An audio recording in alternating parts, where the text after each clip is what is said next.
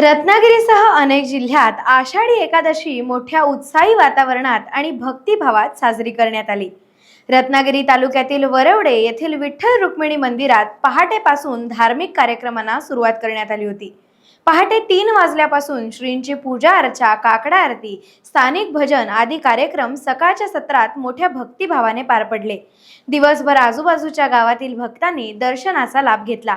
सायंकाळी 3 वाजता विठ्ठल रुक्मिणीची पालखी प्रदक्षिणा घालण्यासाठी बाहेर पडली। या मिरवणुकीमध्ये हरिनामाचा जप तसेच महिलांच्या लेझिम, ढोल, पथक आदी वाद्यांसहित मोठी मिरवणूक निघाली होती। धो-धो पडणाऱ्या पावसात देखील भक्तांचा आनंद ओसंडून वाहताना दिसत होता।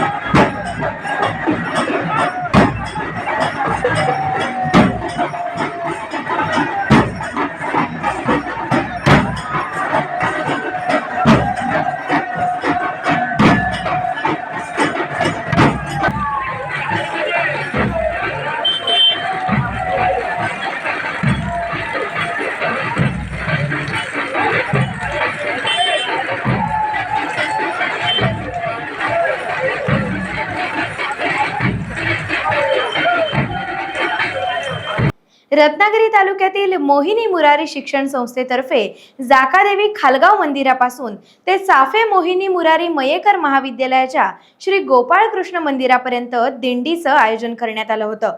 चाफे येथील मोहिनी मुरारी मयेकर महाविद्यालयाचे विद्यार्थी, जाकादेवी प्रशाला व कनिष्ठ महाविद्यालयातील विद्यार्थी, DJ Samant English medium school Jakadevi येथील विद्यार्थी वारकरी वेशामध्ये मोठ्या भक्तिभावाने विठू माऊलीच्या गजरात उत्साहाने सहभागी झाले होते।